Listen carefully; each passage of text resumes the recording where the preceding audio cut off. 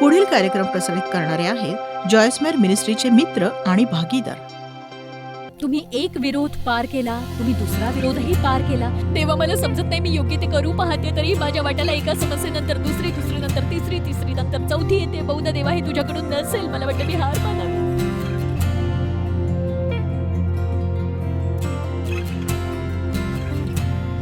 म्हणजे खरोखर देवा मला वाटलं तूच आहेस, पण इतकं कठीण असल्याची अपेक्षा नव्हती. थांबा, तुम्ही राक्षसांना हरवू शकता. तुम्ही राक्षसांना मात देऊ शकता.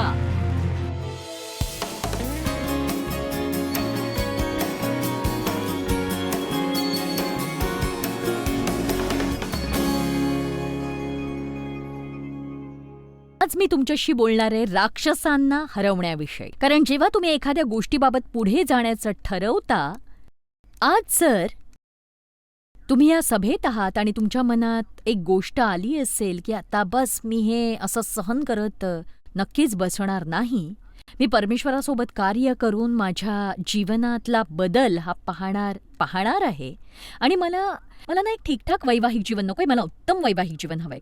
कळलं? मला एक असं पालक नाही बनायचं जे केवळ आपल्या मुलांच्या मोठं होऊन घर सोडण्याची वाट पाहतायत. माझ्या उरलेल्या वर्षांमध्ये मला माझ्या मुलांवर खरोखर प्रभाव पाडायचा आहे.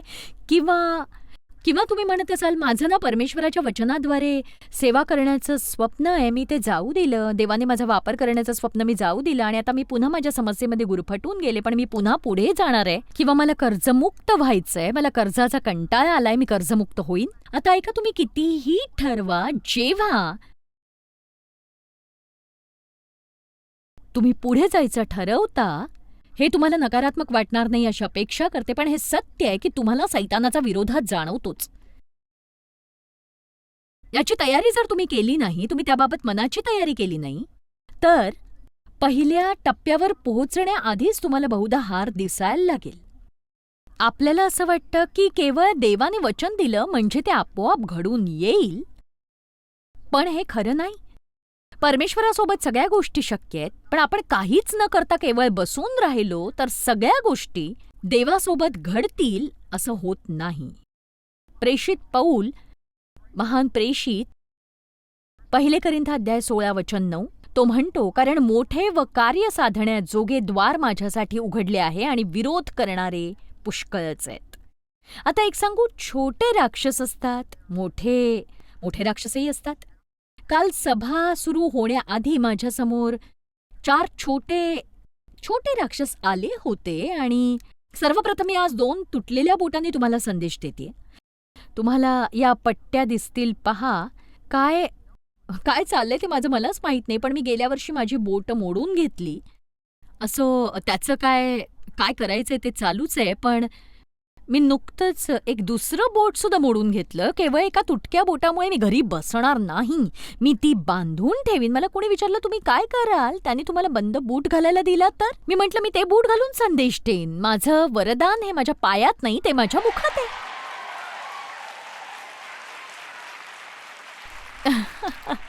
एक सांगू, कित्येक लोक लवकर हार मानतात, पण मग काल रात्री जेव्हा मी इथे पोहोचलो, डेव्ह माझ्या पायाला पट्टी बांधत होता आणि मी सभेची तयारी करत होते.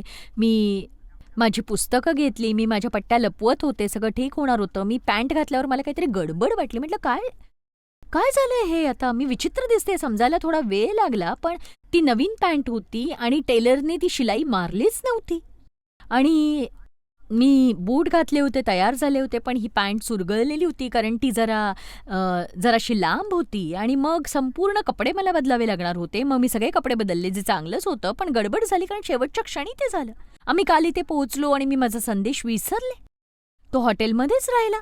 एक सांगू, बहुतेक वेळ मी त्याचा वापर करतच नाही, पण मला तो समोर हवा असतो. अगदी लागला तर तो हवा असतो. मला वाटतं की तो संदेश परत जाऊन आणायलाच हवा. पण काल रात्री संदेश देण्याआधी मी बाथरूमला गेले होते आणि मी हा मायक्रोफोन लावते आणि या सगळ्या वायर्स वगैरे, आणि एक वायर ओढून दुसरी वायर ढकलायची, आणि मी त्या मेन वायर्स ओढल्या आणि ती दुसरी टॉयलेटमध्ये पडली.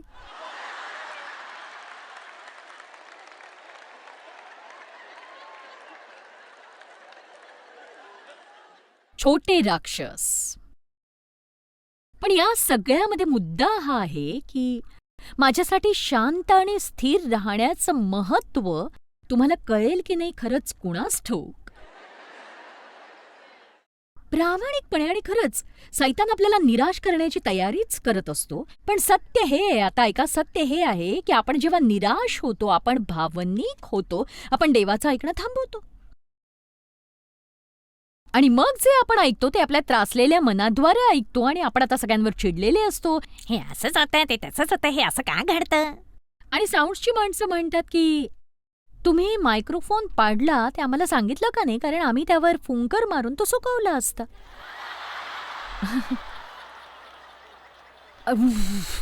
मी मागे बसलेली असे. मला वाटतं जर तुम्हाला हे माझ्यासाठी फार सोपं वाटलं तर मग मी ते फेकूनच देईन.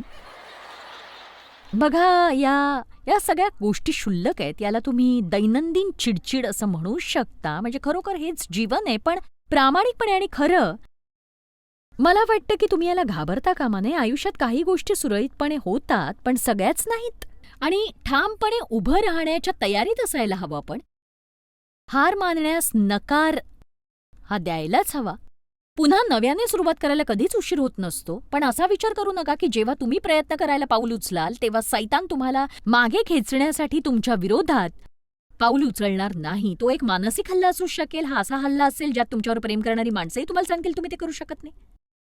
म्हणजे तुमच्या कधी लक्षात आलं का, जे लोक तुमच्या सोबत असायला हवेत ते सुद्धा तुमच्यावर देवाच्या इच्छेनुसार करण्यासाठी विश्वास ठेवत नाहीत. आमेन. आणि म्हणूनच आज माझी अशी इच्छा आहे की आपण बायबलमधल्या काही पुरुषांकडून काही शिकावं. त्यातला एक नहेम्या. तर आपण काही काळ नहेम्याच्या पुस्तकात घालवणार आहोत आणि मग इतर काही शास्त्रपाठांवरून नजर फिरवू. पण ही सत्यकथा आहे ज्याने तुम्हाला मदत होईल असं मला वाटतं. म्हणून सर्वप्रथम आपण नहेम्याचा पहिला अध्याय पाहणार आहोत. वचन 2 पहा. तेव्हा हनानी नावाचा एक माझा बांधव आणि इतर काही लोक यहुदांतून आले. बंदिवासातून सुटलेल्यापैकी जे यहुदी शेष राहिले होते त्यांच्याविषयी व यरुशलेमाविषयी त्यांच्याकडे मी पुसतपास केला. त्यांचे बांधव व इतर नातेवाईक कसे आहेत हे नहेम्याला हवं होतं. आणि त्यांनी मला सांगितले, वचन 3, बंदिवासातले जे अवशिष्ट लोक ज्या प्रांतात राहिले ते मोठ्या दुर्दशेत असून त्यांची अप्रतिष्ठा होत आहे. यरुशलेमाचा तटही पडलाय व त्याच्या वेशी आग लावून जाळून टाकले आहेत. तर ते अडचणीत असल्याचं त्याला कळलं. जरा विचार करा शांतपणे यावर. जेव्हा इतर लोक अडचणीत असतात तेव्हा तुमची प्रतिक्रिया कशी असते? मला वाटतं आपली प्रवृत्ती थोडी अधिक अशी असायला हवी की बहुधा मी मदत करावी अशी देवाची इच्छा आहे. पुष्कदा आपण म्हणतो, ओ फार वाईट झालं, मी त्यांच्यासाठी प्रार्थना करीन. बघा, प्रार्थना चांगली गोष्ट आहे, पण आपण या एका गोष्टीची प्रार्थना करायला हवी की देवा मी काही करावं अशी तुझी इच्छा असेल तर मला दाखव. ऐकलत का माझं? देवा मी काही करावं अशी तुझी इच्छा असेल तर ते मला दाखव. अगदी अशी प्रवृत्ती असण्यापेक्षा एक सांगू, कोणीतरी काहीतरी करायला हवं. किंवा मग देवाने काही करण्यासाठी मी प्रार्थना करीन. पुष्कदा आपल्याला सुचत नाही की आपण काही करावं. आणि एक सांगू का, आपल्या जीवनाचा आणि कंपनीचा एक भाग, आपल्या आनंदाचा आणि आवडीचा एक भाग म्हणजे आपल्यासाठी कुणीतरी काहीतरी करण्याची निष्क्रियपणे वाट पाहणे नव्हे, तर ते इतरांसाठी करणे, सक्रियपणे करणे. सक्रियपणे तुमच्याच आरोग्याचा एक हिस्सा म्हणजे इतरांसाठी सक्रियपणे मदत करून आशीर्वाद ठरणे. चला देवाची स्तुती करा. मला वाटतं तुम्ही नहेम्याच्या प्रतिक्रियेकडे लक्ष द्यावं. देव नहेम्याला का वापरू शकला हे त्यातून आपल्याला कळतं. वचन 4, हे ऐकताच मी खाली बसून रडू लागलो आणि बऱ्याच दिवसापर्यंत विलाप करत राहिलो. उपास करून स्वर्गीय देवाची प्रार्थना केली. मला वाटतं ही स्वभाववृत्ती पाहण्याजोगी आहे. कधी कधी आपण विचार करतो की परमेश्वर काही लोकांचा वापर का करतो, इतरांचा का नाही. खरं तर देवाला एक धीट व्यक्ती हवी होती जी ठामपणे म्हणू शकेल यरुशलेमाच्या भिंती पुन्हा बांधण्याची गरज आहे. सैतानाने जे चोरलं ते पुन्हा मिळवण्याची गरज आहे. अजूनही उशीर झाला नाही. ही पूर्णपणे हार दिसते, पण आपण पुनर्बांधणी करू शकतो. आणि एक सांगू, तुम्ही सुद्धा तुमच्या जीवनाची पुनर्बांधणी करू शकता. तुमच्या जीवनात कुठल्याही प्रकारची निराशा किंवा एखादी दुःखद घटना घडो, तुम्ही तुमच्या जीवनाची पुनर्बांधणी करू शकता. मग तुमची नोकरी गेली असेल किंवा संपत्तीचं नुकसान झालं असेल किंवा पती किंवा पत्नीचा मृत्यू झाला असेल, प्रियजनाचा मृत्यू झाला असेल, घटस्फोट किंवा कोणी सोडून गेलं असेल, नकार असेल. लोकांच्या बाबतीत पुष्कळ गोष्टी घडतात. तुमची तब्येत सुद्धा तुम्हाला आरोग्य खालावल्यासारखं वाटत असेल कारण तुम्ही तब्येतीची काळजी घेतली नसेल, पण पुन्हा सुरुवात करायला उशीर नाहीये. आरोग्यदायी व्हायला अजूनही उशीर झालेला नाही. तुम्ही किती वाईट अवस्थेत असलात तरीही परवा नाही व्यायाम करण्यास आणि स्वतःची काळजी घेण्यास. अजूनही उशीर नाही झाला त्यासाठी. सैतान आपल्याला नेहमीच सांगतो उशीर झालाय, तू आता फार वाईट अवस्थेत आहेस, फारच उशीर झालाय. पण मग तुम्ही तुमचं आयुष्य पस्तावा करत घालवता की तुम्ही योग्य गोष्ट योग्य त्या काळी का केली नाही. पण त्याऐवजी तीच ऊर्जा घेऊन तुम्ही नव्याने सुरुवात का नाही करत. आणि बघा, पस्तावा करणारे म्हणून जगू नका. आपण काय योग्य केलं नाही आपण पाहायलाच हवं, इतिहासापासून शिकायला हवं आणि मग ते पाहून योग्य ते करायलाही हवं. असं म्हणू नका मी खूप कर्जात आहे, उशीर झालाय, मी कधीच कर्जमुक्त होणार नाही, आता हा कर्जबाजारीपणा मी स्वीकारायलाच हवा वगैरे. नाही, तुम्ही त्यापेक्षा हे म्हणायला हवं, देवा हे पार करण्यासाठी मला एक योजना दे. कारण अजूनही उशीर झालेला नाही. आर्थिकरित्या स्थिर व्हायला अजून उशीर झालेला नाही आणि पुन्हा शाळेत जायला अजून उशीर झालेला नाही, नवीन काम सुरू करायला अजून उशीर झालेला नाही, कुणाला तुम्ही आवडायलाही अजून उशीर झालेला नाही, पुन्हा आरोग्य प्राप्त करायला अजून उशीर झालेला नाही, पुन्हा व्यवस्थित दिसायला अजून उशीर झालेला नाही, मोठ्याने म्हणायला हवं अजून उशीर झालेला नाही. तर नेहेम्या केवळ त्याच्यासाठीच नव्हे तर संपूर्ण इस्रायलासाठी प्रार्थना करायला गेला आणि झालं काय, परमेश्वर त्याला बोलवत होता आणि त्याच्या या तीव्र भावनेत सामील होतं देवाचं बोलावणं, जे त्याला त्या भिंतींच्या पुनर्बांधणी संबंधी होतं. म्हणून मी तुम्हाला प्रोत्साहन देते की जेव्हा तुम्हाला एखाद्या गोष्टीबाबत तीव्रपणे काही वाटत असेल तर शक्यता आहे की त्या भावनेद्वारे परमेश्वर तुमच्याशी बोलत असेल. मी दैहिक गोष्टींविषयी बोलत नाही. बघा, मी जे करते ते मला खरंच खूप आवडतं आणि मला देवाचं वचन शिकवायला इतकं आवडतं की ते माझं आयुष्य आहे. आयुष्यच आहे ते माझं आणि मी त्या आयुष्यासाठी 38 वर्ष दिलेली आहेत आणि मी तेच करत राहीन जोवर मला येशू घरी नेत नाही तोवर. कारण तो माझ्याशी बोलला आणि माझ्या मनात त्याने घातलं. तुम्हाला जेव्हा एखाद्या गोष्टीबद्दल फार तीव्रपणे काही वाटतं, जर ती इच्छा तुम्ही पूर्ण केली नाही तर आयुष्यभर त्रस्त राहा. आमेन. बघा, नेहेम्या उत्कट भावनेचा होता म्हणून तो राज्याकडे गेला. जिथे भिंत तुटली होती तिथे जाण्याची त्याने परवानगी काढली. तिथल्या स्थानिक अधिकाऱ्यांना देण्यासाठी राजा त्याला पत्र देईल का हे देखील त्याने विचारलं. त्याने स्थानिक लाकडाच्या व्यापाऱ्यांना देण्यासाठीही पत्र मागितली म्हणजे त्याला लाकूड मिळेल. त्याच्याकडे योजना होती. तो पुढेही गेला आणि तो इतर लोकांशी बोलत होता. त्याने लोकांना जागृत केलं. तो म्हणाला, ही यरुशलेमाची अवस्था आहे, चला आपण ती भिंत बांधायलाच हवी आहे. ऐका, कधी कधी एखादी समस्या तुम्हाला एकट्याला हाताळायला फार मोठी असते, पण मग तुम्ही इतर काही निष्क्रिय मरगळलेल्या आळशी विश्वासणाऱ्यांबद्दल उत्कटता का बाळगत नाही. इतर लोक काय करत नाही त्याबद्दलच ते कुरकुरत असतात. त्यापेक्षा तुम्ही म्हणा, बघा, इकडे ही गरज आहे आणि ती माझ्या एकट्याच्या हाताळण्या पलीकडची आहे, तर आपण एकत्र आलो तर कसं असेल. माहिती, काहीतरी करण्यासाठी लोकांना उत्तेजित करण्यास एक माणूस पुरेसा असतो. ऐकलत का? एकच माणूस पुरेसा असतो इतरांना उत्तेजित करण्यासाठी. बघा, लोक थांबलेत, ते वाट बघत असतात त्यांनी काय करावे हे त्यांना कुणीतरी सांगावं. ते वाट बघतात कुणीतरी एक गट स्थापित करून म्हणावं आपण यांना मदत करूया. आणि मग जेव्हा तुम्ही कोणाला मदत करू लागता तेव्हा उत्साहाचा प्रवास सुरू होतो. सर्जनशील परमेश्वर तुम्हाला विनाकारण सामर्थ्य नाही देत, तो काहीतरी करण्यासाठीच सामर्थ्य देतो. तर ठीक आहे, त्यांच्यात तीव्र इच्छा होती, स्वप्न होतं, योजना होती, परवानगी होती, तर ते जातात आणि सुरुवात करायला त्यांची तयारी असते. आता आपण नेहेम्याचा 2रा अध्याय बघूया. वचन 10. कोणी मनुष्य इस्रायल वंशाचे कल्याण साध्य करण्यास आला आहे, हे होरोनी सनबल्लट आणि अम्मोनी तोविया नावाचा दास, या दोघांनी ऐकले तेव्हा त्यास फार वाईट वाटले. आता आपण हरोनी सनबल्लटच्या जागी सैतानाला ठेवूया आणि अमोनी तोवियाच्या जागी त्या सैतानाच्या छोट्या राक्षसांना. आणि आपण हे पाहणार आहोत की जेव्हा लोक आपल्याला देवाच्या इच्छेप्रमाणे करू देत नाहीत किंवा जेव्हा आपण काही बांधू इच्छितो आणि शत्रू आपल्याला थांबवू पाहतो किंवा आपण जेव्हा कशाची तरी सुरुवात करतो आणि लोक खरं तर सैतान लोकांद्वारेच कार्य करतो, या बाबतीत सनबल्लट आणि तोविया हे फार त्रासात होते. तुम्ही जेव्हा पुढे जाण्याचं ठरवता तेव्हा शत्रू हा त्रासलेला असतो नेहमीच, कळलं का? कारण मला सांगा, किती जणांनी आयुष्यात पुढे जायचा निर्णय घेतलाय? ठीक आहे, हात वरच ठेवा. किती जणांना विरोध जाणवतोय? आता दुसरा हात पाहूया. ठीक आहे, बघा बघा, मोठे राक्षस असतील किंवा छोटेही राक्षस असतील आणि ते तुम्हाला थांबवण्याचा प्रयत्न करतील, तर दुसऱ्या अध्यायात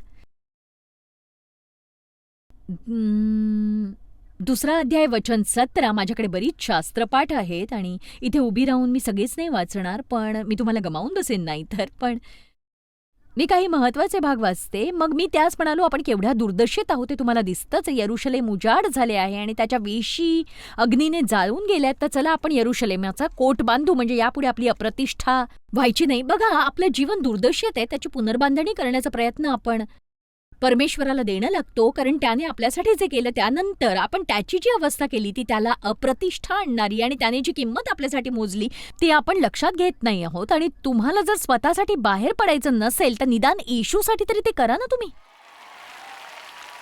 आमेन. माझ्या देवाचा वरदहस्त माझ्यावर आहे हे मी त्यांना सांगितले, व राजा मला काय काय बोलला तेही त्यांस सांगितले. वचन 19. पण आता इथे सैतान आणि राक्षस पुन्हा येणार आहे. हे ऐकून होरोनी सनबल्लट आणि अम्मोनी तोबिया नावाचा दास आणि गेशेम अरबी यांनी आमची निर्भत्सना केली. आम्हाला तुच्छ लेखून ते म्हणाले, तुम्ही हे काय मांडले आहे? राजाविरुद्ध बंड करता काय? राजाविरुद्ध? तर बघा, त्यांनी पुढे जाण्याचा निश्चय केला आणि कुणाला तरी त्यांच्यावर हसू येतंय, त्यांची टिंगल कुणी उडवतंय आणि त्यांना सांगतंय की हे होणार नाही. तुम्ही तुमच्या आयुष्यात काही करायचं ठरवलंय आणि तुमच्या एखाद्या चांगल्या मित्राने, प्रिय व्यक्तीने, जी तुम्हाला वाटलं होतं तुमच्या सोबत असेल, त्यांनी सांगितलं की त्यांना नाही वाटत की हे सगळं ठीक होईल आणि हे नाही उपयोगाचं. खरं तर बघा, माझ्यावरही लोक हसले जेव्हा मी त्यांना म्हटलं की मला माझ्या जीवनात परमेश्वराचं बोलावणं जाणवतंय. मला अजूनही आठवतंय, आम्ही चर्चच्या शेकोटेभोवती बसलो होतो. हॉटडॉग्स आणि मॅशमेलोज आम्ही भाजत होतो आणि आम्ही 4-5 जण असे बसलो होतो आणि मी त्या स्वप्नाने अशी भारून गेलेले होते. आणि हो, मी वचन शिकवीन, देव माझा वापर करेल, माझं जीवन व्यवस्थित होईल. आणि मी इतकी उत्साहात होते आणि एक मुलगी म्हणाली, तू खरंच असं म्हणाली आहेस का? मला कोणीतरी म्हणालं की तू म्हणालीस, तुला वाटतंय की तू एक फार मोठं सेवाकार्य चालवू शकशील असं? मी म्हटलं, हो, मी खूप उत्सुक आहे, मला खरंच वाटतं परमेश्वर माझा वापर करेल. आणि ही बाई माझ्याकडे बघून म्हणाली, पण मी तुला खरं सांगते, आम्ही असं म्हणत होतो की आता हीच समस्या आहे. आम्ही म्हणत होतो आणि ते म्हणाले की प्रामाणिकपणे सांगायचं तर आम्हाला नाही वाटत त्यासाठी लागणारं व्यक्तिमत्व तुझ्याकडे.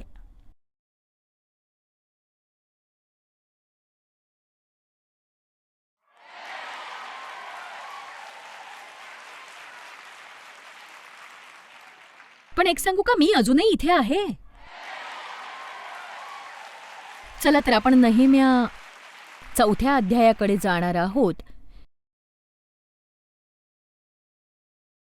पण जेव्हा सनबल्लाट सैतानाचं प्रतिनिधित्व करत होता, आम्ही कोट बांधत होतो हे सनबल्लाटाने ऐकले तेव्हा, काय बांधत आहात हा मुद्दा नाही, पण तुम्ही जर काही बांधत असाल तेव्हा त्याला मोठा क्रोध आला व तो यहुदी लोकांचा उपहास करू लागला. आता हे वेगळ्याच पातळीवर नेतंय. प्रथम तो चिडला कारण ते बांधण्याचा प्रयत्न करत होते, मग तो त्यांच्यावर हसला कारण ते बांधण्याचा प्रयत्न करत होते. आता तो फारच चिडलाय. आणि बघा, कधी कधी जेव्हा सैतान आपल्याला काही छोट्या गोष्टींनी अडवू शकत नाही, तो काही मोठ्या गोष्टींचा वापर करतो. आणि तो आपले बांधव आणि शोमरोनाचे सैन्य यांच्यासमोर म्हणाला की हे दुर्बळ यहुदी काय करणार, हे दुर्बळ यहुदी काय करणार. आता इथे कमीपणा आणि तुच्छ लेखणं हे समोर आलंय की हे दुर्बळ यहुदी काय करणार. ते तटबंदी करणार काय, ते यज्ञ करणार काय, ते एका दिवसात सर्व काम आटोपणार काय, आज खाल्लेले पाषाण मातीच्या ढिगारातून निवडून घेऊन ते पुन्हा कामास लागण्याजोगे करतील काय, ते पुन्हा कामास लागण्याजोगे करतील काय. तर ते असंच बोलतच गेले, पण त्याने ते नेहेम्याला थांबवू शकले नाही. वचन 6. या प्रकारे आम्ही सर्वांनी कोट बांधण्याचे काम चालविले व तो कोट निम्मा तयार झाला, कारण लोक अगदी मन लावून काम करत होते. यरुशलेमाचा कोट बांधण्याचे काम सपाट्याने चालले आहे, त्यातली खिंडारे बुजू लागलीत असे सनबल्लट टोबिया, अरबी, अम्मोनी व अष्टोदी यांनी ऐकले तेव्हा त्यांचा मनस्वी क्रोध झाला. त्या सर्वांनी असा एकोपा केला की आपण जाऊन यरुशलेमाबरोबर लढू व तेथे धांदल उडवून देऊ. आणि बघा इथे काय होतंय हे कुणाला कळतंय का? तो केवळ तुमच्या जीवनाशी थोडंफार साम्य दिसायला हवं यात. असं जणू की तुम्ही एक अडथळा पार केला आणि मग तुम्ही दुसरा अडथळा पार केला. देवा मला समजत नाही, मी योग्य गोष्टी करण्याचा प्रयत्न करते पण माझ्या मागे एका समस्येनंतर दुसरी, दुसऱ्यानंतर तिसरी, तिसरीनंतर चौथी येते. नाही देवा, हे तुझ्याकडून नसेल. मला वाटतं मी हार मानावी.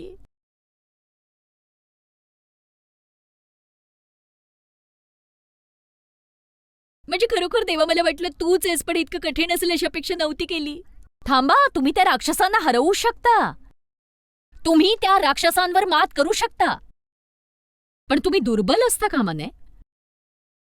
तुम्हाला खरंच असं वाटतं का की मला, डेव्हला किंवा कुणालाही ज्यांचा एक महत्वाचा सेवाकार्य आहे आणि जे लोकांना मदत करतात, तुम्हाला वाटतं की जेव्हा 38 वर्षांपूर्वी ही सुरुवात आम्हाला करायची होती, जी मी माझ्या घराच्या तळघरात सुरुवात केली, तुम्हाला खरंच असं वाटतं का की तिथून इथे आम्ही आलोय ते कुठल्याही विरोधाशिवाय आलोय? अनेक सनबल्लाट, अनेक तोबाया, विविध प्रकारचे लोक यांनी आमचा विरोध केला नाही? सांगा. मला केवळ इतकंच वाटतं की आपण एरवीपेक्षा अधिक कणखर होण्याची गरज असते. मला वाटतं आपल्याला हे समजायला हवं, आपल्यात असणारा परमेश्वर हा जगात असणाऱ्या परमेश्वरापेक्षा महान आहे आणि आपल्या विरुद्ध कुठलंच शस्त्र चालणार नाही. माझ्या आयुष्यात बहुधा असा एकही दिवस नाही जेव्हा मी हे मोठ्याने जाहीर करत नाही, माझ्यात जो आहे तो जगात असणाऱ्यापेक्षा महान आहे. मी ख्रिस्ताद्वारे विशेष विजयी आहे. माझ्या विरुद्ध केलेलं कुठलंही शस्त्र चालणार नाही, पण न्याय करण्यासाठी माझ्या विरोधात असलेली प्रत्येक जीभ मी चुकीची आहे हे दाखवीन. मी जे सुरू केलं ते संपवीन.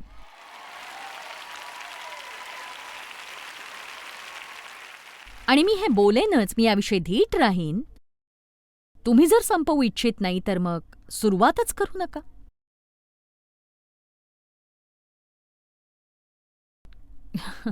कारण मला नकली सुरुवातींचा कंटाळा आलाय. मला वाटतं मी हे करीन, पण हे फार कठीण आहे. मला वाटतं मी ते करीन. एक सांगू, रविवारी रात्री जेवण झाल्यावर डाएट करणं सोपं असतं.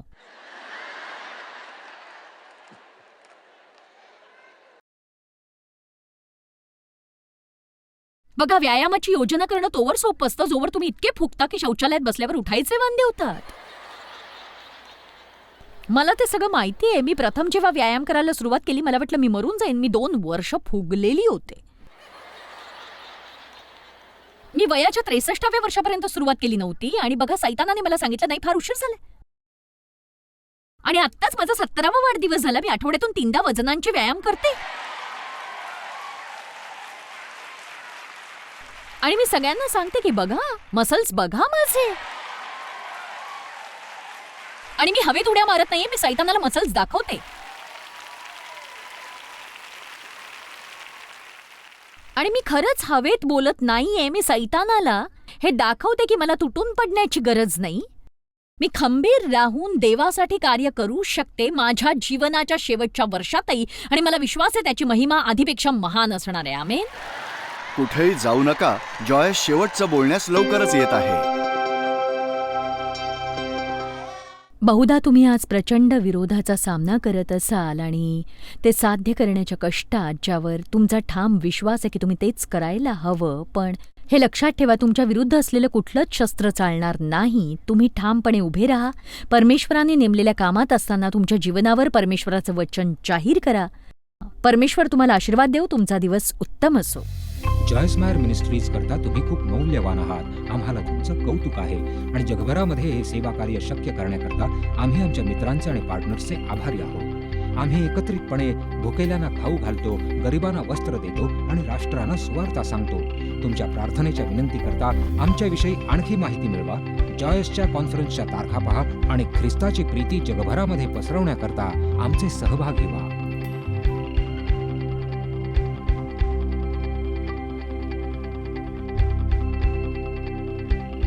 याचा सर्व खर्च जॉयस मॅर मिनिस्ट्रीचे मित्र आणि भागीदार करत आहेत.